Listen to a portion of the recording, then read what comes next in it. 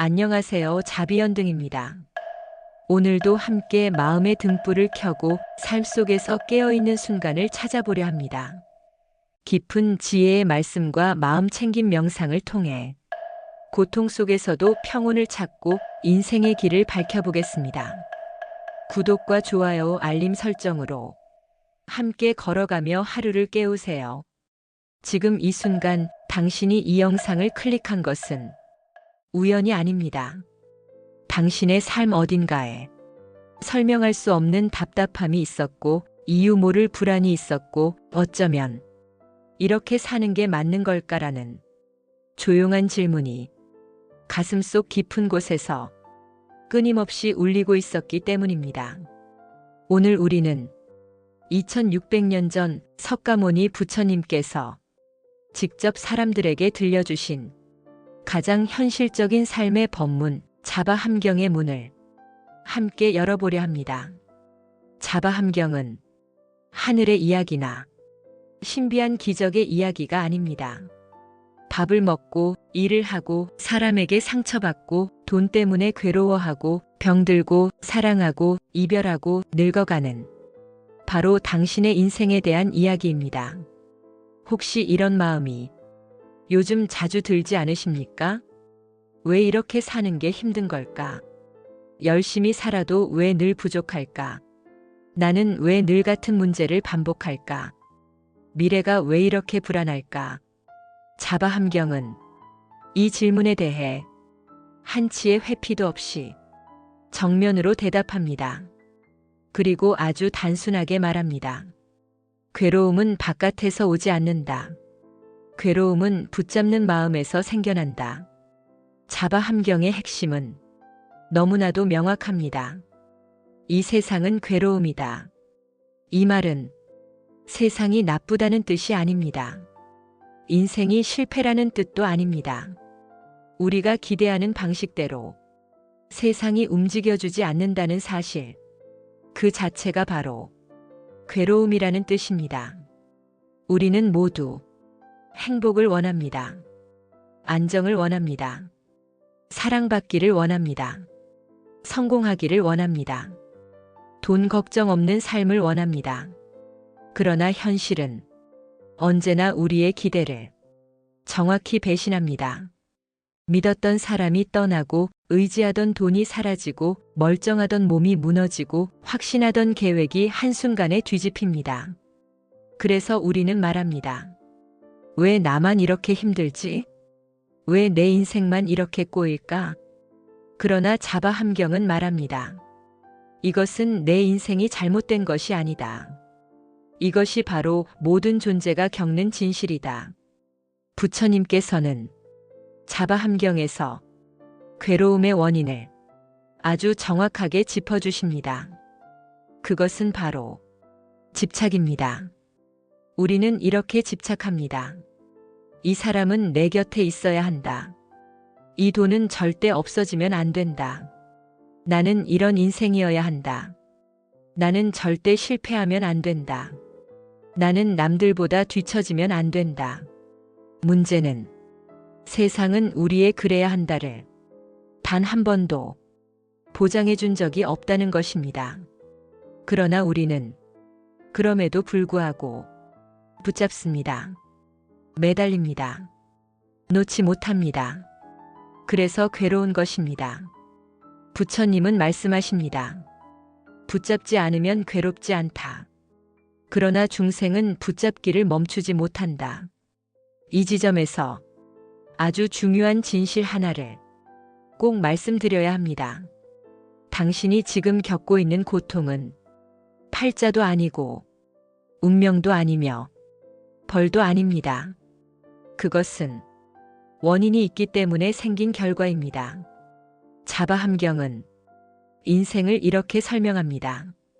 이것이 있으므로 저것이 있고 이것이 생김으로 저것이 생긴다. 지금 당신이 겪는 불안도, 재정의 어려움도, 인간관계의 고통도, 마음의 상처도 모두 아무 이유 없이 생겨난 것이 아닙니다. 원인이 있었고 그 원인이 지금의 결과가 된 것입니다. 그리고 더 중요한 사실은 원인은 지금 이 순간에도 바뀔 수 있다는 것입니다. 사람들은 이렇게 말합니다. 이 나이에 무슨, 이 상황에서 무슨, 이미 너무 늦었어.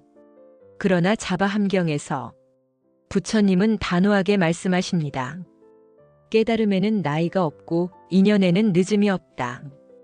당신이 몇 살이든 얼마나 망가졌든 얼마나 실패했든 얼마나 바닥을 쳤든 지금 이 순간이 다시 시작되는 자리가 될 수 있다. 문제는 능력이 아닙니다.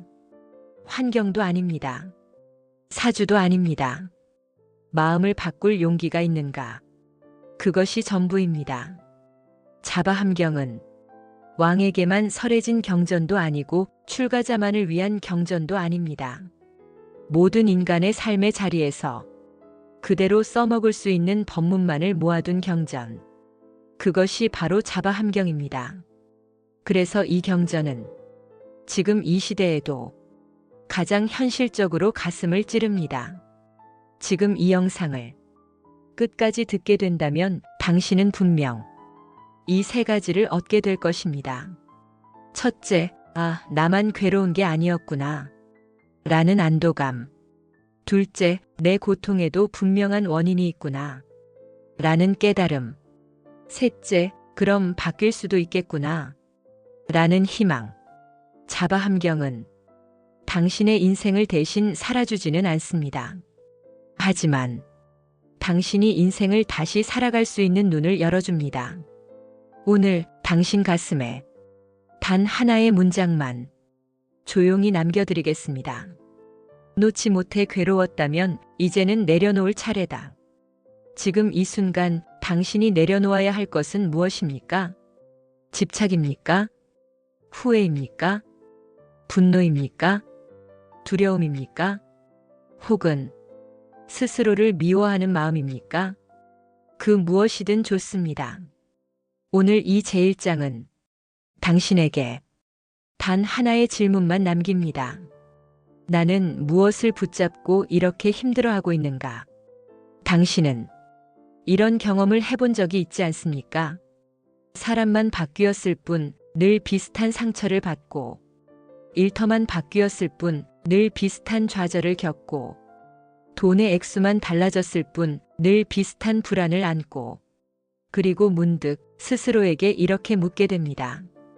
나는 왜 늘 같은 인생을 사는 걸까? 열심히 벗어나려 해도 왜 다시 이 자리로 돌아올까? 자바 함경은 이 질문에 대해 아주 충격적인 대답을 내놓습니다. 사람은 스스로 만든 흐름 속에서만 산다. 우리는 흔히 인생을 운으로 설명합니다. 이번엔 운이 없었어. 나는 원래 이런 팔자야. 복이 없어서 그래. 하지만 석가모니 부처님은 단 한 번도 인생을 운으로 설명하지 않으셨습니다. 부처님은 이렇게 말씀하십니다. 모든 결과에는 반드시 그에 맞는 원인이 있다. 당신이 겪는 고통도 당신이 누리는 작은 행복도 모두 우연이 아니라 구조 속에서 만들어진 결과라는 것입니다. 그 구조를 불교에서는 12연기라고 부릅니다. 12연기는 한 사람의 인생이 어떻게 시작되어 어떻게 고통으로 굳어지는지를 아주 정밀하게 설명하는 마음의 지도입니다. 자바 함경에서 부처님은 가장 먼저 무명이라는 말을 꺼내십니다. 무명이란 지식이 없다는 뜻이 아닙니다. 내 마음이 어떻게 움직이는지 모른다. 이것이 진짜 무명입니다. 우리는 화가 나면서도 왜 화가 나는지 모르고 상처받으면서도 왜 상처받는지 모르고 불안해하면서도 왜 불안한지 모른 채 그저 감정에 끌려갑니다. 그래서 사람은 이렇게 말합니다. 그냥 기분이 나빴어. 그냥 화가 확 났어. 그냥 우울해졌어. 그러나 부처님은 말씀하십니다. 그냥은 없다. 보지 못했을 뿐이다. 모른 채로 감정이 올라오면 우리는 그 감정을 즉시 붙잡습니다. 분노를 붙잡고 슬픔을 붙잡고 욕망을 붙잡고 질투를 붙잡고 두려움을 붙잡습니다. 그리고 그 감정이 나가 되어버립니다. 나는 원래 화가 많은 사람이야. 나는 원래 우울한 사람이야. 나는 원래 불안한 사람이야. 그러나 자바함경은 말합니다. 감정은 너가 아니다. 다만 스쳐 지나는 손님일 뿐이다. 문제는 우리가 그 손님을 내쫓지 않고 붙들고 품고 침대까지 들여보낸다는 것입니다. 붙잡힌 감정은 반드시 행동으로 이어집니다. 화를 붙잡으면 말이 거칠어지고, 불안을 붙잡으면 도망치게 되고, 욕망을 붙잡으면 무리하게 되고, 슬픔을 붙잡으면 세상을 등지게 됩니다. 그리고 그 행동이 하나 둘 쌓이면서 어느새 그것이 내 인생이 되어버립니다. 우리는 이렇게 말합니다. 나는 왜 이런 인생이 됐지? 어쩌다 여기까지 왔지? 그러나 부처님은 조용히 이렇게 말씀하십니다. 어쩌다 온 것이 아니다. 스스로 걸어온 것이다. 이 말이 잔인하게 들릴 수도 있습니다. 그러나 이 말 속에는 같은 크기의 희망이 숨어 있습니다. 당신의 고통이 누군가가 만들어준 인생이 아니라 내 마음이 만들고 내 행동이 이어서 만든 인생이라면, 반대로 말하면 무엇일까요? 앞으로의 인생도 내 선택으로 다시 만들 수 있다는 뜻입니다. 이것이 자바함경이 운명론을 철저히 부정하는 이유입니다. 부처님은 한 번도 이렇게 말한 적이 없습니다. 내 팔자는 원래 그렇다. 내 인생은 어쩔 수 없다. 대신 이렇게 말씀하셨습니다. 지금 이 마음이 다음 인생을 만든다. 여기서 이런 의문이 생깁니다. 괴로운 걸 아는데 왜 똑같은 선택을 할까요? 자바함경은 그 이유를 아주 솔직하게 말합니다. 익숙한 고통이 낯선 자유보다 더 편하기 때문입니다.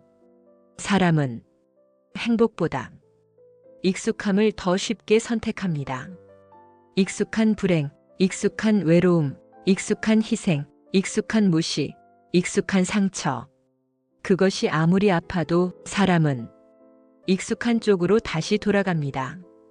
그래서 벗어나려 하면서도 다시 같은 자리로 돌아오는 것입니다. 그렇다면 이 끝없는 반복에서 벗어나는 방법은 무엇일까요? 부처님은 아주 단순한 한 가지를 가장 먼저 제시하십니다. 알아차림. 화가 올라오는 순간, 아, 지금 화가 올라오는구나. 불안이 올라오는 순간, 아, 지금 내가 미래를 붙잡고 있구나. 욕심이 올라오는 순간, 아, 지금 내가 더 가지려고 집착하고 있구나. 이야, 내가 지금 이러고 있구나. 이 한순간의 알아차림이 12연기의 고리를 처음으로 끊는 지점입니다. 아직 인생이 바뀌지 않아도 괜찮습니다. 아직 성격이 바뀌지 않아도 괜찮습니다. 아직 상황이 그대로여도 괜찮습니다. 다만 모른 채 끌려가는 인생에서 알고 지켜보는 인생으로만 바뀌면 이미 탈출은 시작된 것입니다. 지금 당신이 가장 힘들어하는 문제가 무엇이든 괜찮습니다. 돈, 가족, 건강, 인간관계, 미래 불안, 외로움, 자존감, 그 어떤 문제라도 지금 자바함경의 이 구조 안에 그대로 들어맞을 것입니다. 모르고 붙잡고 행동하고 그리고 다시 같은 결과를 만난다. 이 고리를 어디서 끊느냐에 따라 당신의 남은 인생의 방향이 완전히 달라집니다. 당신에게 조용히 이 질문을 드리고자 합니다. 지금 당신이 가장 자주 반복하는 감정은 무엇입니까? 분노입니까? 불안입니까? 외로움입니까? 열등감입니까? 억울함입니까? 그리움입니까? 그리고 그 감정이 올라올 때마다 당신은 무엇을 붙잡고 어떤 행동을 반복하고 있습니까? 이 질문 하나에 당신 인생에 가장 중요한 열쇠가 이미 들어 있습니다. 우리는 하루에도 수없이 많은 감정을 느끼며 살아갑니다. 기쁨, 슬픔, 불안, 분노, 기대, 실망, 만족, 허전함. 하지만 우리는 대부분 이런 생각을 합니다. 감정은 그냥 자연스럽게 생기는 것 아닌가? 느끼는 걸 어떻게 막아? 기분은 어쩔 수 없는 거잖아. 그러나 2600년 전 석가모니 부처님은 이렇게 말씀하셨습니다. 사람이 고통스러운 것은 감정 때문이 아니라 감정에 끌려가기 때문이다. 느낌이 어떻게 집착으로 변하며 마침내 고통의 굴레가 되는지를 자바 함경의 가장 현실적인 가르침으로 하나하나 풀어보게 됩니다. 당신이 지금 이 영상을 보고 있는 바로 이 순간에도 느낌은 끊임없이 생겨나고 있습니다. 소리가 들리면 느낌이 생기고, 화면이 보이면 느낌이 생기고, 어떤 말을 떠올리면 느낌이 생기고, 과거를 기억하면 느낌이 생기고, 미래를 상상하면 느낌이 생깁니다. 부처님은 사람의 인생을 이렇게 정의하셨습니다. 중생은 느낌 위에 인생을 쌓는다. 우리는 느낌 위에 생각을 얹고 생각 위에 선택을 얹고 그 선택 위에 인생을 얹습니다. 그래서 느낌이 흔들리면 인생이 흔들리고 느낌이 무너지면 인생도 함께 무너집니다. 부처님은 사람이 느끼는 모든 감정을 세 가지로 정확히 나누셨습니다. 첫째, 괴로운 느낌, 아픔, 슬픔, 불안, 분노, 외로움. 둘째, 즐거운 느낌, 기쁨, 만족, 설렘, 성취감. 셋째, 불고불락. 괴롭지도 않고 즐겁지도 않은 무감각의 느낌.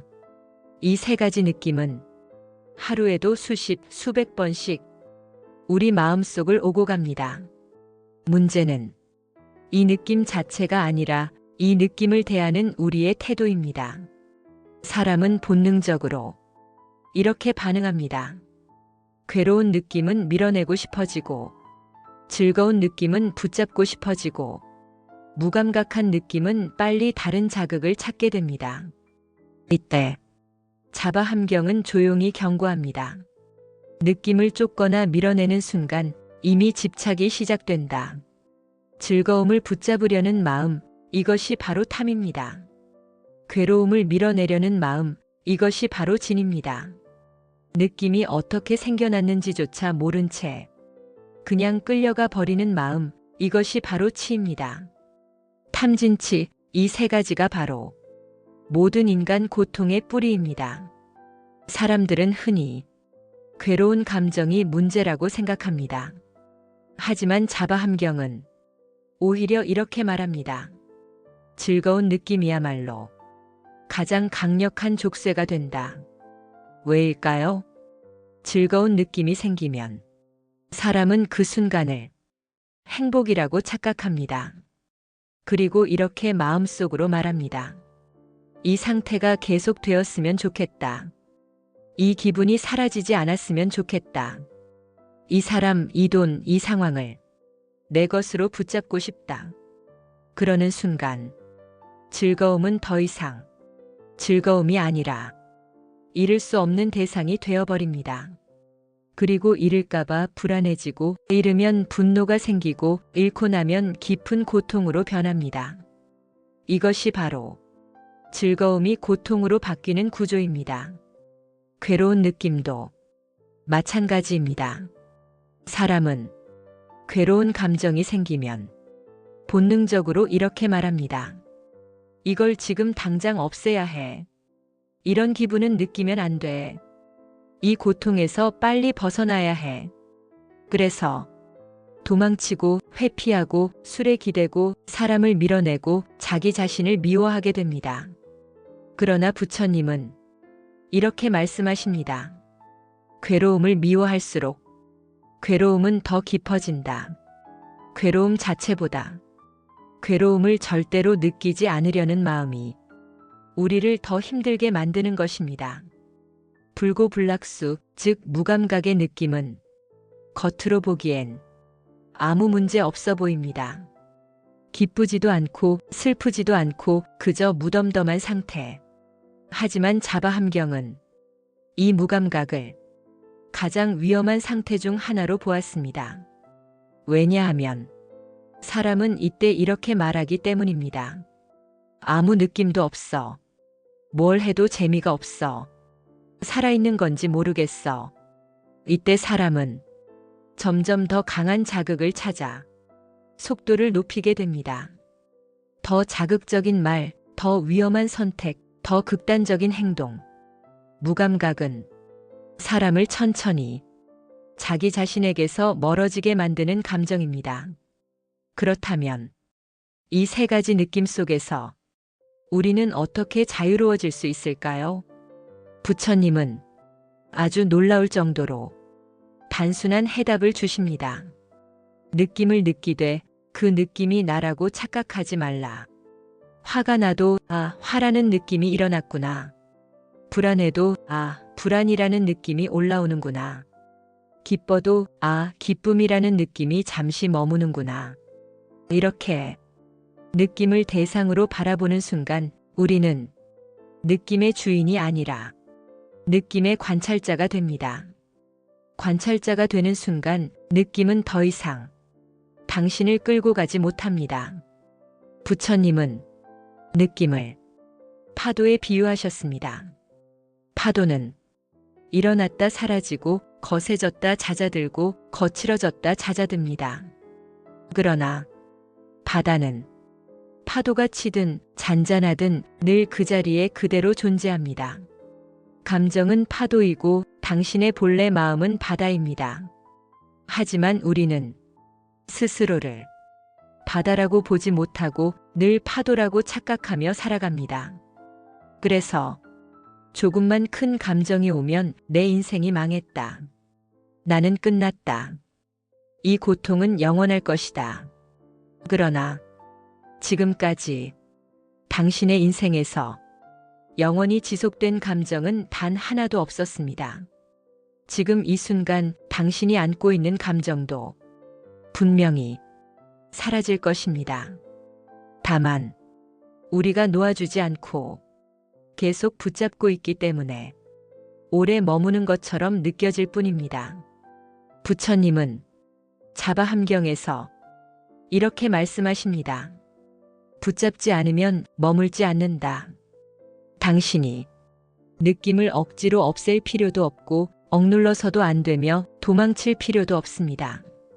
그저 지금 이런 느낌이 있구나. 이렇게 인정하고 지켜보면 그것은 스스로 힘을 잃고 자연스럽게 흘러갑니다. 오늘 하루 감정이 올라올 때마다 이 문장을 조용히 마음속으로 한 번만 말해 보십시오. 이건 나가 아니라 하나의 느낌이다. 분노 앞에서도 불안 앞에서도 기쁨 앞에서도 슬픔 앞에서도 이 한 문장만 속으로 말해 보십시오. 그러면 당신은 처음으로 감정에게 끌려가는 사람이 아니라 감정을 바라보는 사람이 되는 순간을 경험하게 될 것입니다. 우리는 보통 이렇게 생각하며 살아갑니다. 생각이야 그냥 스쳐가는 거잖아. 마음속으로만 생각한 게 무슨 죄야. 말이나 행동으로 옮기지 않으면 괜찮지 않아? 하지만 석가모니 부처님은 아주 분명하게 말씀하셨습니다. 업은 손에서 만들어지지 않는다. 업은 먼저 생각에서 만들어진다. 업의 정확한 생성 구조를 자바함경의 가르침으로 하나하나 풀어보게 됩니다. 사람들은 업이라고 하면 막연히 이렇게 생각합니다. 전생에 지은 죄, 알 수 없는 벌, 되돌릴 수 없는 운명. 그러나 자바함경에서 말하는 업은 전혀 다른 뜻입니다. 업이란 의도를 가진 행위입니다. 화를 품고 한 말, 욕심을 품고 한 행동, 두려움을 품고 내린 선택, 사랑을 품고 베푼 손길. 이 모든 것이 다 업입니다. 즉 업은 신이 기록하는 것이 아니라 내 마음이 매 순간 스스로 적어내려가는 인생의 기록입니다. 사람은 말보다 먼저 생각하고 행동보다 먼저 마음을 일으킵니다. 저 사람이 싫다는 생각이 먼저 들고 그 다음에 차가운 말이 나옵니다. 내가 더 가져야 한다는 생각이 먼저 들고 그 다음에 과한 행동이 나옵니다. 나는 안 될 거야 라는 생각이 먼저 들고 그 다음에 포기가 찾아옵니다. 부처님은 자바함경에서 이렇게 말씀하십니다. 마음이 앞서고 마음이 주인이며 마음이 모든 것을 만든다. 당신의 오늘도 사실은 과거의 생각들이 모여 만들어진 결과입니다. 생각이 밖으로 처음 모습을 드러내는 것이 바로 말입니다. 말은 가볍게 보이지만 업의 세계에서는 결코 가볍지 않습니다.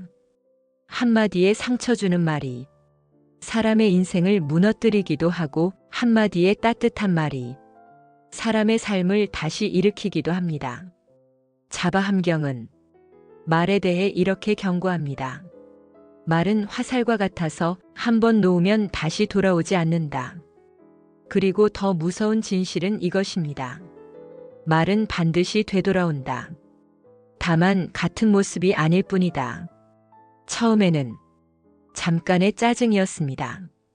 그 다음에는 불평이 잦아졌고 그러다 보니 비난이 늘었고 어느 순간 주변 사람들은 이렇게 말합니다. 너는 원래 그런 사람이잖아. 하지만 사실 그 사람은 원래 그런 사람이 아니었습니다. 그저 그런 말을 반복해온 사람일 뿐이었습니다. 말이 쌓이면 생각의 방향이 굳어지고 생각이 굳어지면 성격이 되고 성격은 결국 인생이 됩니다. 말이 밖으로 자주 나가면 어느 순간 그 말은 행동이 됩니다. 무시하는 말을 자주 하면 무시하는 행동이 되고 베푸는 말을 자주 하면 베푸는 손길이 되고 포기하는 말을 자주 하면 포기하는 인생이 됩니다. 부처님은 행동을 업의 완성이라고 하셨습니다. 행동은 업의 열매가 아니라 업 그 자체이다. 즉, 지금 당신이 하고 있는 행동은 이미 업의 결과가 아니라 다음 인생을 만드는 씨앗입니다. 여기서 사람들은 이런 오해를 합니다. 그렇게 업이 있다면 왜 나쁜 사람은 잘 살고 착한 사람은 힘들게 사는 걸까? 자바함경은 이에 대해 분명히 말합니다. 업은 즉시 익지 않는다. 씨앗처럼 때가 되어야 익는다.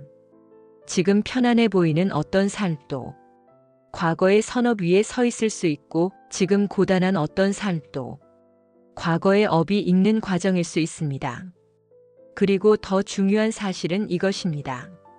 지금의 선택이 다음 인생을 결정짓는 가장 직접적인 원인이라는 것입니다. 부처님은 업을 심판으로 설명하지 않으셨습니다. 업은 벌도 아니고 축복도 아닙니다. 업은 그저 작용과 반작용의 법칙입니다. 따뜻한 씨앗을 뿌리면 따뜻한 열매가 맺히고 거친 씨앗을 뿌리면 거친 열매가 맺힐 뿐입니다.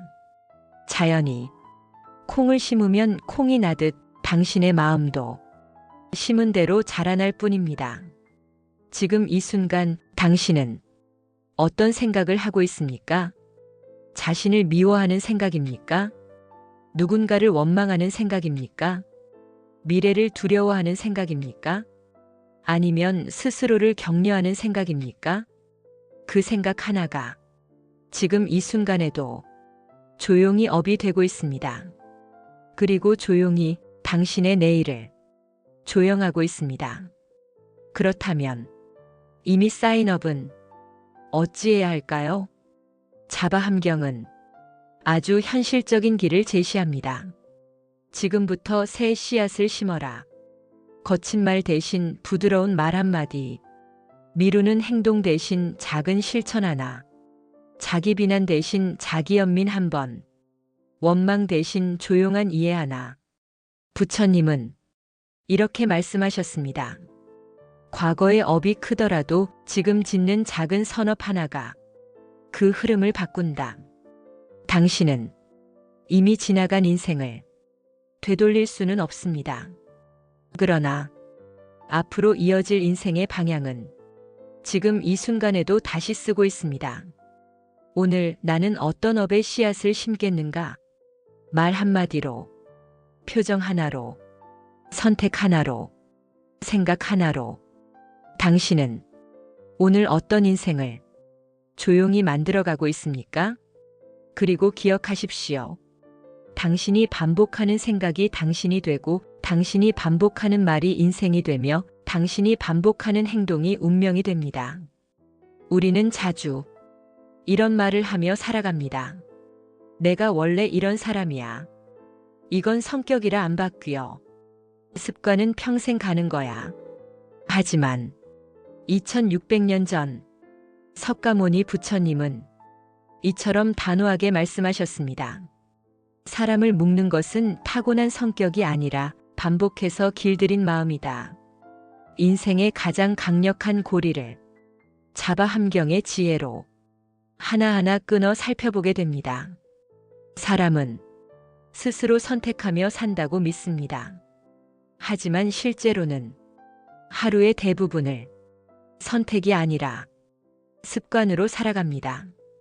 일어나자마자 휴대폰을 보는 습관, 늘 같은 방식으로 말하는 습관, 늘 같은 패턴으로 화내는 습관, 늘 같은 방식으로 포기하는 습관, 늘 같은 방식으로 자신을 탓하는 습관.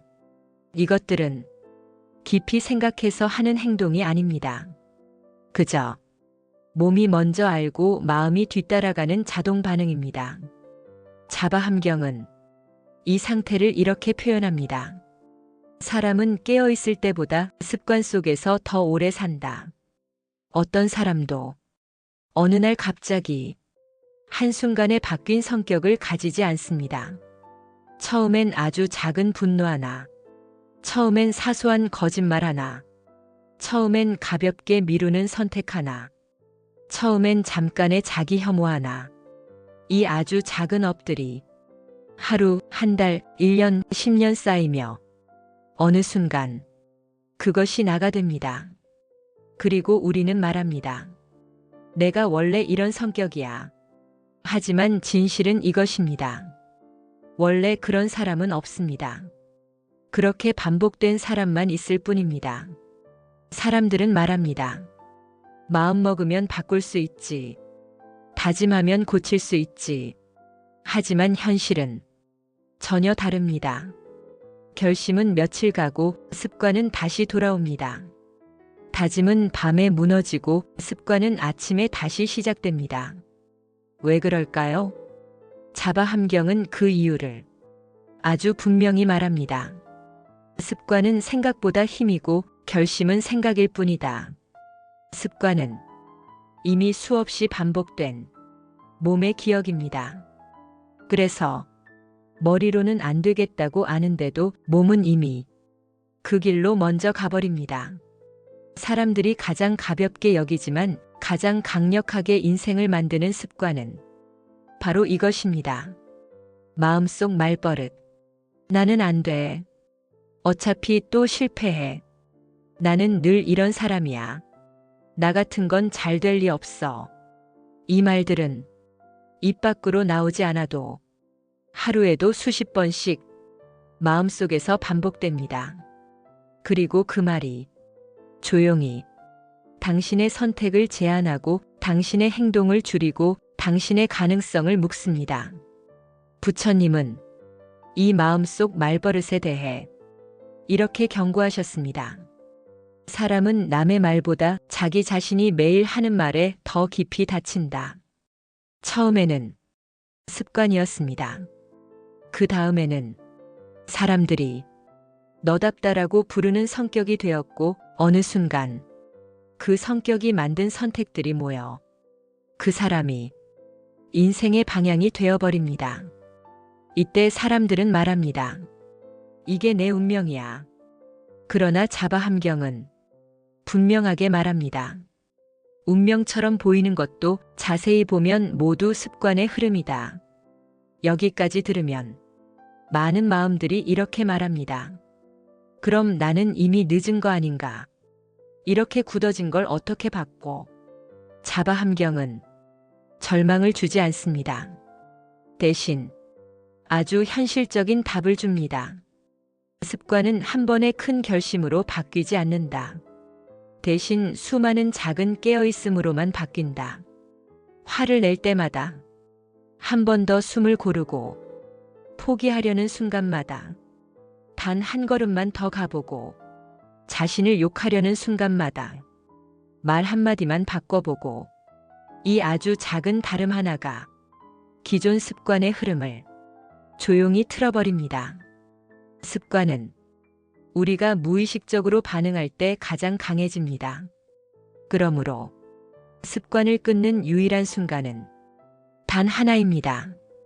알아차림이 들어온 바로 그 순간, 화가 자동으로 올라오려는 찰나, 아, 지금 예전 습관이 올라오는구나.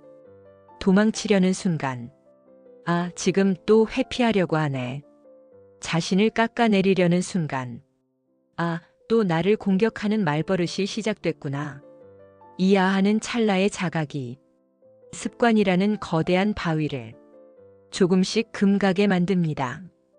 사람들은 좋은 습관을 만들기 위해 자주 이렇게 합니다.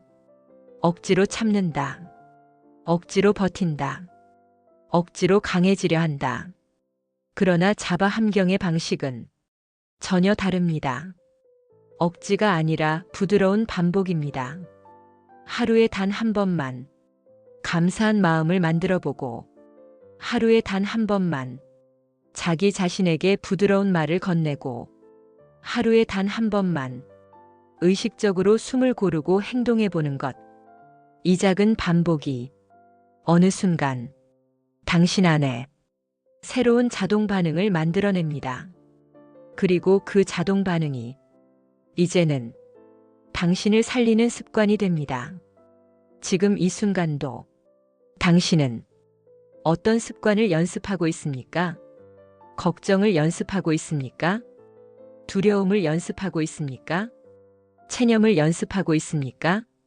아니면 숨 고르기를 연습하고 있습니까?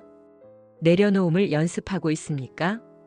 스스로를 지켜보는 마음을 연습하고 있습니까? 자바함경은 말합니다. 사람은 날마다 내일의 자신을 연습한다. 당신이 반복하는 오늘이 곧 당신의 내일입니다.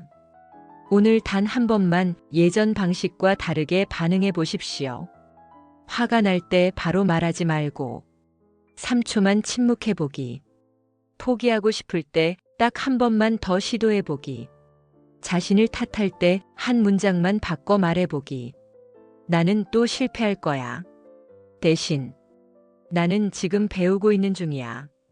이 한 번의 다름이 습관의 방향을 틀고 그 방향이 당신의 운명을 바꾸기 시작합니다. 우리는 말합니다. 이번 생은 꼭 다르게 살고 싶다. 이 고통만큼은 다시는 겪고 싶지 않다. 하지만 시간이 흐르고 또다시 우리는 비슷한 사람을 만나고 비슷한 선택을 하고 비슷한 상처 앞에서 같은 방식으로 무너집니다.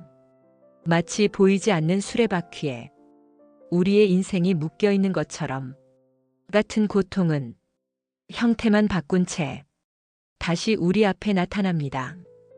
불교에서는 이것을 윤회라 부릅니다.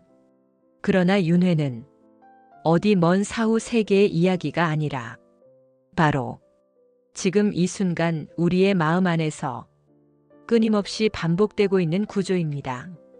우리는 운명이 아니라 마음의 습관을 반복하고 있습니다. 부처님께서는 말씀하셨습니다. 중생은 스스로가 만든 업을 따라 태어나고 살아가고 괴로워한다. 우리는 운명 때문이라고 말합니다. 팔자 때문이라고 말합니다. 사람 복이 없어서, 부모 복이 없어서, 시대가 나빠서라고 말합니다. 그러나 더 깊이 들여다보면 진짜 원인은 환경이 아니라 내 마음이 굳어 만들어진 습관입니다. 늘 의심하던 사람은 어디를 가도 의심할 이유를 만들어냅니다. 늘 버림받을까 두려운 사람은 어디서든 버림받을 상황을 스스로 만들게 됩니다. 분노를 쌓아온 사람은 작은 말 한마디에도 폭발하고 탐욕을 키워온 사람은 이미 가진 것보다 항상 더 큰 결핍을 봅니다. 이렇게 마음이 먼저 길을 만들고 그 길 위로 인생이 흘러갑니다. 이 반복되는 무의식의 길, 그것이 바로 윤회의 마음 구조입니다. 고통은 사건이 아니라 반응에서 반복됩니다. 우리는 흔히 말합니다. 저 사람만 아니었어도, 그 일이 없었더라면, 그 환경이 달랐더라면. 하지만 자세히 보면 사건의 형태는 달라도 내가 반응하는 방식은 늘 같습니다. 늘 참고 참다가 한 번에 터집니다. 늘 상대를 먼저 의심했다가 마지막에는 혼자가 됩니다. 늘 나를 버리고 남에게 맞추다 마지막에는 원망으로 남습니다. 사건은 우연처럼 보이지만 반응은 필연처럼 반복됩니다. 윤회란 사건이 반복되는 것이 아니라 같은 마음 반응이 다시 돌아오는 구조입니다. 그래서 같은 고통은 형태만 바꾼 채 다시 나타납니다. 사람은 바뀌었는데, 상처의 결은 그대로이고 상황은 바뀌었는데, 눈물의 맛은 같고 나이는 들었는데, 마음은 여전히 같은 자리에 머물러 있습니다. 업은 과거의 죄가 아니라 지금 이 순간의 선택입니다. 업은 벌이 아닙니다. 업은 기록된 운명도 아닙니다. 업이란 지금 이 순간 내가 어떤 마음으로 말하고 선택하고 반응하느냐의 축적된 방향성입니다. 오늘 분노로 말한 한마디, 오늘 욕심으로 한 선택, 오늘 비겁으로 물러난 한순간이 조용히 내일의 환경을 만들어갑니다. 그리고 우리는 그 결과를 다시 운명이라 부릅니다. 불교에서는 말합니다. 과거의 업은 이미 지나간 화살이다. 그러나 지금 짓는 업은 미래를 바꾸는 손이다. 오늘 내가 어떤 마음을 품느냐에 따라 다음 생이 아니라 다음 하루가 바뀌고 다음 인생의 방향이 바뀝니다. 우리는 기억으로만 사는 것이 아니라 감정으로 전생을 반복합니다. 사람은 기억으로만 사는 존재가 아닙니다. 감정으로 전생을 이어받습니다. 이유 없이 불안한 사람, 이유 없이 자신을 미워하는 사람, 이유 없이 사랑받을 자격이 없다고 느끼는 사람, 이유 없이 버림받는 장면에 극단적으로 흔들리는 사람, 이성으로 설명되지 않는 이 감정의 고리들은 오랜 시간 반복된 마음의 흔적입니다. 전생이 실제로 있느냐 없느냐보다 중요한 것은 지금도 우리는 어제의 마음 방식을 오늘 그대로 반복하며 살고 있다는 사실입니다. 이것이 바로 현생에서 이미 일어나고 있는 윤회입니다. 윤회를 끊는 유일한 방법은 고통을 밀어내는 것이 아니라 고통을 알아차리는 것입니다. 사람들은 고통을 없애고 싶어 합니다. 잊고 싶어 하고, 피하고 싶어 하고, 부정하고 싶어 합니다.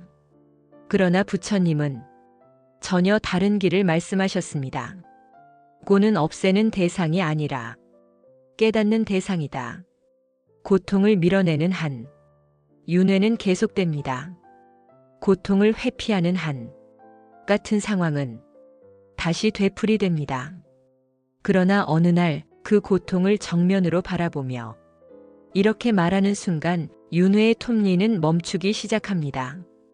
아, 이 고통은 환경이 아니라 내 마음의 습관이 만들어낸 것이구나. 이 깨달음 하나가 한 생의 윤회를 끊고 한 인생의 방향을 바꾸며 한 사람의 운명 구조를 달리 움직이기 시작합니다. 당신이 지금 겪는 이 고통은 끝이 아니라 빠져나갈 문일지도 모릅니다. 지금 당신이 겪는 이 고통은 벌이 아닙니다. 벌을 받는 것도 아닙니다. 운이 나쁜 것도 아닙니다. 어쩌면 이것은 지금까지 반복해온 마음의 길을 지금 여기서 끊을 수 있는 유일한 순간일지도 모릅니다. 늘 도망치던 그 감정, 늘 눌러두던 그 상처, 늘 남 탓으로 돌리던 그 인연 앞에서 이번만큼은 조금만 더 깊이 자기 마음을 바라보십시오. 그 순간 당신은 더 이상 윤회의 수레바퀴 위에 서 있는 존재가 아니라 그 수레바퀴를 조용히 내려다보는 존재가 됩니다. 이 장의 끝에서 조용히 드리는 질문 하나. 당신은 지금까지 같은 고통을 몇 번이나 다시 살아왔습니까? 그리고 오늘 그 고통의 원인을 처음으로 내 마음에서 찾아볼 준비가 되셨습니까? 바로 그 순간이 윤회가 멈추는 지점이자 당신의 인생이 새로 태어나는 자리입니다. 윤회를 끊는 첫걸음은 거창한 수행이 아닙니다. 기도를 많이 한다고, 절을 오래 다닌다고, 경전을 줄줄 외운다고 저절로 끊어지는 것도 아닙니다. 윤회를 끊는 가장 첫 번째 문은 아주 조용하고 아주 단순한 이 한 가지에서 열립니다. 지금 내가 무엇을 느끼고 있는지 있는 그대로 알아차리는 것. 이것을 불교에서는 깨어있음 또는 정념, 자각이라 부릅니다. 우리는 대부분 깨어있는 것처럼 착각하며 살고 있습니다. 아침에 눈을 뜨고 회사에 가고 사람을 만나고 밥을 먹고 잠자리에 듭니다. 겉으로 보면 정상적인 하루처럼 보입니다. 그러나 마음은 그렇지 않습니다. 대부분의 시간 우리는 지금 이 순간에 있지 않습니다. 과거의 후회 속에 있거나 미래의 불안 속에 있거나 타인의 시선 속에 있거나 비교와 열등감 속에 떠돌고 있습니다. 몸은 지금 여기 있는데 마음은 늘 어제와 내일 사이를 오가며 단 한 번도 지금에 머물지 못합니다. 이 상태를 불교에서는 무명 속의 각본대로 사는 삶이라 부릅니다. 깨어있지 않은 존재는 항상 이미 만들어진 감정의 각본에 따라 자동으로 반응하게 됩니다. 그래서 윤회는 끊어지지 않고 계속 이어집니다. 깨어있음이란 생각을 없애는 것이 아니라 생각이 움직이는 것을 보는 것입니다. 많은 사람들이 오해합니다. 깨어있으려면 생각이 없어야 하는 것 아닙니까? 아무 감정도 느끼지 말아야 하나요? 아닙니다. 깨어있음이란 생각이 없는 상태가 아닙니다. 감정이 사라진 상태도 아닙니다. 깨어있음이란 생각과 감정이 일어나는 순간을 붙잡히지 않고 그대로 보는 상태입니다. 분노가 올라오는 순간, 아, 지금 분노가 올라오고 있구나. 불안이 밀려오는 순간, 아, 지금 불안이 나를 덮고 있구나. 질투가 생기는 순간, 아, 지금 비교하는 마음이 일어나고 있구나. 이렇게 한 걸음 떨어져 있는 그대로를 알아차리는 순간 생각은 더 이상 나를 끌고 가지 못합니다. 그 순간부터 윤회의 톱니는 조금씩 천천히 헐거워지기 시작합니다.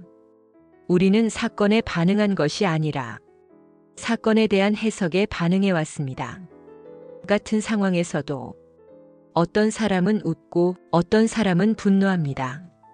어떤 사람은 상처받고 어떤 사람은 그냥 지나칩니다. 왜일까요? 사건 때문이 아닙니다. 사건에 대한 내 마음의 해석 때문입니다. 한마디 말해도 무시당했다고 해석하면 분노가 일어나고 그럴 수도 있지라고 해석하면 마음은 그대로 흘러갑니다. 윤회는 사건이 아니라 해석의 자동 반응이 끊임없이 반복되는 구조입니다. 깨어있음은 그 자동 반응이 시작되기 직전 찰나의 그 지점에서 나를 멈춰 세웁니다. 지금 내가 보고 있는 이 생각은 사실인가 아니면 습관적으로 만들어낸 해석인가? 이 질문 하나가 윤회의 고리를 끊어내는 첫 칼날이 됩니다. 깨어있지 않으면 우리는 늘 지나간 감정으로 오늘을 삽니다. 지금 만나는 사람 앞에서도 우리는 사실 과거의 상처를 보고 과거의 기대를 보고 과거의 두려움을 보고 있습니다. 그래서 상대가 아닌 기억과 대화하고 지금의 인연이 아니라 과거의 그림자와 싸웁니다. 깨어있음이 없는 삶이란 오늘을 살면서도 어제의 고통으로 반응하는 삶입니다. 이렇게 반응하는 한 우리는 절대로 새로운 인생을 시작할 수 없습니다. 깨어있지 않기 때문에 인생은 늘 익숙한 고통으로 되돌아옵니다. 자각은 고통을 없애지 않습니다. 그러나 고통에 끌려가지 않게 만듭니다. 많은 이들이 묻습니다. 깨어있으면 고통이 완전히 사라집니까? 솔직히 말하면 사라지지 않습니다. 사람이 살아있는 한 기쁨도 일어나고 슬픔도 일어나고 두려움도 상실도 분노도 모두 일어납니다. 그러나 깨어있는 사람에게는 한 가지가 다릅니다. 고통이 나가 되지 않습니다. 고통은 그저 지나가는 파도처럼 일어났다가 사라질 뿐입니다. 깨어있지 않으면 나는 괴로운 사람이다가 되지만 깨어있으면 지금 괴로움이 일어나고 있다가 됩니다. 이 차이가 윤회와 해탈의 차이입니다. 속박과 자유의 차이입니다. 당신이 지금 여기서 할 수 있는 가장 작은 수행, 지금 이 순간 아무것도 바꾸지 마십시오. 억지로 마음을 고요하게 만들려고도 하지 마십시오. 그저 지금 이 자리에 앉거나 서서 아주 조용히 이 한 가지만 해보십시오. 숨이 들어오고 있음을 알아차리십시오. 숨이 나가고 있음을 알아차리십시오. 그 위에 올라오는 생각을 알아차리십시오. 그 안에서 스쳐가는 감정을 알아차리십시오. 판단하지 말고 바꾸려고도 하지 말고 그저 있는 그대로 지켜보십시오. 그 순간 당신은 이미 윤회의 흐름 위에 올라선 존재가 아니라 그 흐름을 조용히 바라보는 깨어있는 자의 자리에 서 있습니다. 이 장이 전하는 가장 중요한 한 문장. 윤회를 끊는 것은 삶을 떠나는 것이 아니라 삶을 처음으로 제대로 살아내는 것입니다. 깨어있음은 도망이 아니라 정면으로 살아내는 힘입니다. 고통을 부정하지 않고 고통에 잠기지도 않는 가장 단단한 자유입니다. 같은 하루를 살아도, 같은 사람을 만나도, 같은 상황 속에 있어도 어떤 사람의 인생은 조용히 무너지고 어떤 사람의 인생은 천천히 밝아집니다. 운이 달라서일까요? 팔자가 달라서일까요? 태어난 환경이 달라서일까요? 아닙니다. 그 갈림길은 단 하나, 깨어있는가, 깨어있지 않은가의 차이에서 시작됩니다. 깨어있는 사람의 인생은 겉으로는 별로 달라 보이지 않을지도 모릅니다. 그러나 안쪽에서는 전혀 다른 방향으로 시간이 흐르고 있습니다. 깨어있는 사람은 사건을 운명으로 믿지 않습니다. 깨어있지 않은 사람은 사건이 일어나면 이렇게 말합니다. 왜 하필 나에게 이런 일이? 역시 내 인생은 이래. 나는 원래 이런 사람이지. 사건 하나가 일어날 때마다 그 사건을 자기 인생 전체의 결론으로 확대해버립니다. 그래서 한 번의 실패가 나는 실패한 인생이 되고 한 번의 거절이 나는 사랑받지 못하는 사람이 되고 한 번의 실수가 나는 원래 안 되는 인간이 됩니다. 그러나 깨어있는 사람은 다릅니다. 사건이 일어나도 그 사건을 나로 동일시하지 않습니다. 아, 지금 이런 일이 일어났구나. 아, 지금 이 상황이 나를 스쳐가는 중이구나. 이 한 걸음의 거리두기가 인생의 방향을 바꿉니다. 사건은 지나가지만 사건에 묶인 사람은 계속 그 자리에 머물러 있습니다. 깨어있는 사람은 사건이 지나가도록 그 자리를 내어줍니다. 그래서 같은 풍랑을 만나도 누군가는 침몰하고 누군가는 그 파도를 건너 다음 바다로 나아갑니다. 깨어있는 사람은 감정의 노예가 되지 않습니다. 분노는 일어날 수 있습니다. 슬픔도 질투도 두려움도 얼마든지 일어날 수 있습니다. 그러나 깨어있는 사람은 그 감정을 행동의 주인으로 삼지 않습니다. 분노가 올라올 때도 그 분노를 붙잡고 말과 행동으로 쏟아내기 전에 아주 잠깐 자기 마음을 바라봅니다. 아, 지금 내 안에서 분노라는 불이 타오르고 있구나.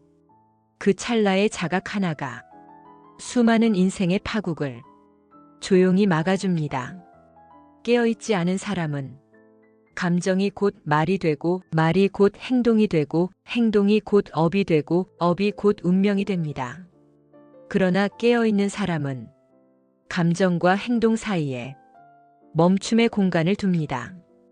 그 공간 하나가 윤회의 사슬을 끊는 가장 현실적인 힘이 됩니다. 깨어있는 사람의 관계는 지배가 아니라 연결이 됩니다. 깨어있지 않은 관계는 대부분 이렇습니다. 상대에게서 인정받고 싶고 버림받고 싶지 않고 지고 싶지 않고 내가 옳다는 것을 증명하고 싶어 합니다. 그래서 관계는 사랑이 아니라 힘겨루기가 됩니다. 이기고 지는 싸움이 됩니다. 그러나 깨어있는 사람의 관계는 조금 다릅니다. 상대의 말 뒤에 숨어있는 두려움을 보고 분노 뒤에 숨어있는 상처를 보고 침묵 뒤에 숨어있는 외로움을 보기 시작합니다. 그래서 깨어있는 사람은 상대와 싸우기보다 상대의 고통을 먼저 알아차립니다. 이때부터 관계는 상처 주고받는 전장이 아니라 서로의 상처를 조심스럽게 내려놓는 공간이 됩니다. 깨어있음 하나로 부부의 인연이 바뀌고 부모와 자식의 업이 풀리고 평생 이어지던 원망의 고리가 조용히 느슨해지기 시작합니다. 깨어있는 사람의 돈은 욕망의 덫이 아니라 삶의 도구가 됩니다. 돈 자체가 사람을 망치는 것은 아닙니다. 돈을 대하는 무의식적인 마음이 사람을 망칩니다. 깨어있지 않으면 돈은 늘 부족해 보입니다. 아무리 벌어도 불안하고 아무리 가져도 비교하고 아무리 쌓아도 만족하지 못합니다. 그래서 돈은 안정이 아니라 끝없는 결핍의 증거가 됩니다. 그러나 깨어있는 사람은 돈을 보며 자기 마음을 먼저 봅니다. 지금 나는 필요 때문에 이 돈을 원하는가, 결핍 때문에 매달리고 있는가? 이 질문 하나만으로도 돈은 욕망의 덫이 아니라 삶을 지탱하는 건강한 도구가 됩니다. 깨어있는 사람은 돈을 쥐지 않아도 불안하지 않고 놓칠 때가 와도 무너져 내리지 않습니다. 그래서 돈이 인생을 흔드는 사람과 돈이 인생을 돕는 사람의 차이는 자산의 크기가 아니라 자각의 깊이에서 갈립니다. 깨어있는 선택 하나가 인생의 계절을 바꿉니다. 우리는 흔히 큰 선택이 인생을 바꾼다고 생각합니다. 직장을 옮기는 것, 이사를 하는 것, 결혼을 하는 것, 이별을 하는 것. 그러나 실제로 인생의 방향을 바꾸는 것은 그보다 훨씬 작고 조용한 선택들입니다. 화를 낼 수도 있었던 순간에 잠시 멈춘 것, 상처 줄 수도 있었던 말 대신 침묵을 선택한 것, 도망치고 싶던 그 순간에 한 발짝만 더 자기 마음을 바라본 것, 이 작고 깨어있는 선택들이 조용히 인생의 계절을 바꿉니다. 어제까지는 늘 겨울 같던 마음에 어느 순간 봄이 스며들고 늘 막혀있던 길에 어느 날 바람이 통하기 시작합니다. 그 변화는 요란하지 않습니다. 환호도 없습니다. 그러나 분명히 삶의 공기가 달라집니다. 깨어있는 사람은 행복을 잡지 않습니다. 그저 머물게 합니다. 깨어있지 않으면 우리는 행복을 붙잡으려 합니다. 붙잡지 않으면 사라질 것 같아서, 놓치면 다시는 오지 않을 것 같아서. 그래서 집착이 생기고 집착이 불안을 만들고 불안은 결국 그 행복을 먼저 떠나보내버립니다. 그러나 깨어있는 사람은 행복을 지나가는 손님처럼 맞이합니다. 올 때는 반기되 머물라고 강요하지 않고 떠날 때는 아프지만 원망하지 않습니다. 그래서 이상하게도 깨어있는 사람에게는 행복이 더 오래 머물고 불행은 더 빨리 지나갑니다. 단지 자기 마음을 속이지 않고 있는 그대로 바라보기 때문입니다. 그 정직함 하나가 운명을 바꾸고 관계를 바꾸고 돈을 바꾸고 삶의 결을 바꿉니다. 우리는 누구나 삶의 어느 지점에서 이제는 정말 끝이다 라고 느끼는 순간을 만납니다. 마음이 무너지고 희망이 보이지 않고 앞으로 나아갈 힘이 남아있지 않은 그때, 그 순간은 마치 빛 한 줄기 없는 늦은 밤바다와 같습니다. 가도 끝이 보이지 않고 아무리 발버둥 쳐도 조금도 앞으로 나아가지 않는 것처럼 느껴집니다. 그러나 부처님께서는 그 어둠 속에 있는 우리에게 아주 조용한 그러나 절대적인 진실 하나를 남기셨습니다. 어둠을 밝히는 등불은 바깥에 있지 않고 바로 너의 마음 속에 있다. 밖이 아무리 어두워도 마음의 등불 하나가 켜지면 우리는 다시 길을 찾습니다. 그 마음의 등불, 곧 깨어있음이 가장 깊은 고통의 순간에 어떻게 당신의 삶을 지켜내는지를 밝히겠습니다. 우리는 두 번째 고통을 만들고 있다. 사람은 고통을 느낄 수밖에 없습니다. 고통은 인간의 조건이고 삶의 일부입니다. 그러나 진짜 문제는 고통 그 자체가 아니라 우리가 고통 위에 덧붙여 만드는 두 번째 고통입니다. 첫 번째 고통은 상황에서 옵니다. 실직, 이별, 실패, 병, 관계의 갈등. 그러나 두 번째 고통은 우리 마음에서 만들어집니다. 왜 나는 이런 일을 겪어야 해? 이건 절대로 극복할 수 없어. 내가 뭘 잘못해서 이런 벌을 받는 거지? 앞으로 어떻게 살지? 이 두 번째 고통은 상황을 더 무겁게 하고 현실보다 더 큰 절망을 만들어냅니다. 하지만 깨어있음은 이 두 번째 고통을 조용히 멈추게 합니다. 깨어있는 사람은 고통을 사건으로 인식하고 고통 위에 절망을 얹지 않습니다. 그래서 같은 고통을 겪어도 어떤 사람은 무너지고 어떤 사람은 넘어집니다. 그러나 다시 일어납니다. 그리고 더 강해집니다. 고통을 나로 착각하는 순간을 멈춘다. 고통은 우리의 일부가 아니라 그저 스쳐가는 경험입니다. 하지만 깨어있지 않을 때 우리는 이렇게 외칩니다. 내 인생은 끝났어. 나는 실패자야. 나는 버림받은 사람이야. 사람들은 고통이 나다라고 착각합니다. 그러나 깨어있음은 그 착각을 즉시 멈추게 합니다. 이 고통은 나라는 존재의 전체가 아니다. 지금 이 순간 내 안을 잠시 지나가는 현상일 뿐이다.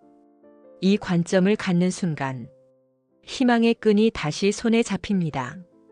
왜냐하면 나 전체의 문제가 아니라 지금 지나가는 경험이라면 그것은 머물지 않고 지나갈 것이기 때문입니다. 깨어있음이 절망 속에서도 현실을 있는 그대로 보게 한다. 고통의 순간 사람들은 현실을 있는 그대로 보지 못합니다. 항상 가장 나쁜 방향으로 해석하려 하기 때문입니다. 깨어있음은 매우 조용하지만 강력한 힘을 발휘합니다. 사건을 사건 그대로 보게 합니다. 실패는 실패일 뿐이며 거절은 거절일 뿐이며 오늘의 실수는 오늘의 실수일 뿐입니다. 그 뒤에 불필요한 해석이나 자기 비난을 덧붙이지 않습니다.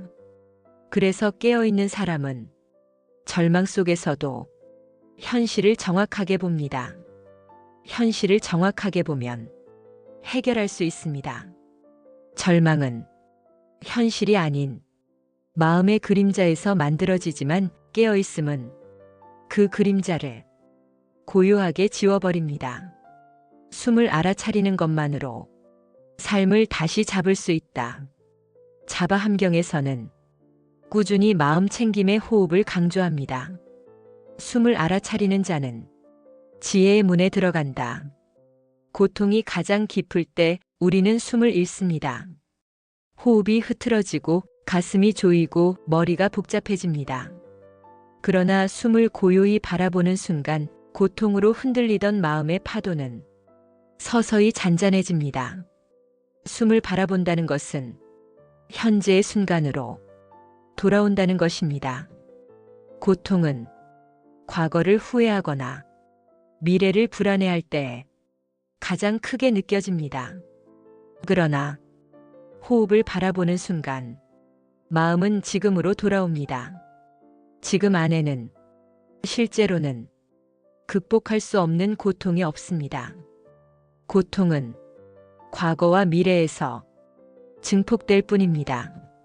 지금 이 호흡 속에서는 우리는 충분히 버틸 수 있습니다. 일어날 수 있습니다. 다시 시작할 수 있습니다. 깨어있음은 상처 속에서 지혜를 발견하게 한다. 부처님은 말씀하셨습니다.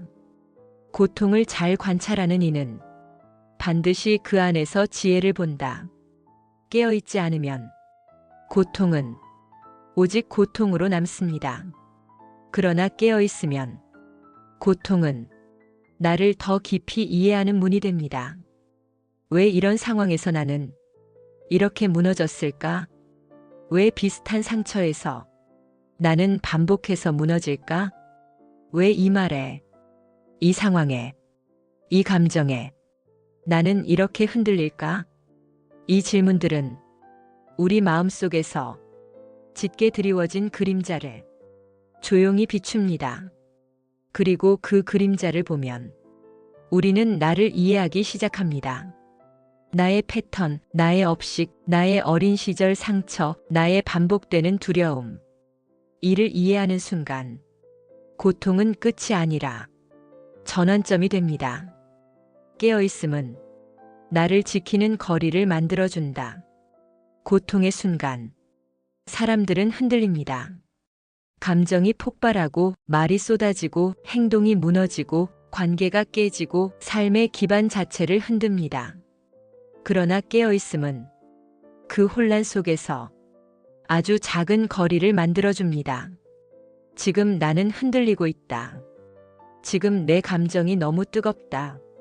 지금 내 판단은 흐려져 있다. 이렇게 인정하는 순간 우리는 감정과 한 몸이 되지 않습니다. 감정과 나 사이에 공간이 생깁니다. 그 공간이 당신의 인생을 구합니다. 그 공간 하나가 잘못된 결정, 돌이킬 수 없는 말, 후회할 행동을 조용히 막아줍니다. 깨어있음은 희망을 되돌리는 힘이다. 희망이란 상황이 좋아져서 생기는 것이 아닙니다.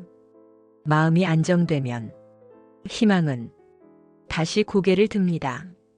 희망은 마음의 상태입니다. 외부 환경이 아닙니다. 깨어있음은 마음을 안정시키고 마음이 안정되면 희망은 자연스럽게 돌아옵니다. 그래서 깨어있음은 당장 문제를 없애주는 것이 아니라 문제를 해결할 수 있는 나를 되돌려줍니다. 그게 바로 가장 깊은 어둠 속에서 우리를 구하는 등불입니다. 오늘 우리는 고통 속에서도 마음의 등불을 켜는 방법을 배웠습니다. 깨어있음은 운명을 바꾸고 관계를 치유하며 삶의 흐름을 다르게 만듭니다. 지금 이 순간 호흡을 알아차리고 생각을 바라보며 마음의 공간을 만들어 보세요. 작은 자각 하나가 인생 전체를 바꿀 수 있습니다. 오늘도 당신의 마음에 등불을 켜십시오. 자비연등과 함께라면 매일이 깨달음의 하루가 됩니다. 구독과 좋아요, 알림 설정으로 함께 걸어가세요.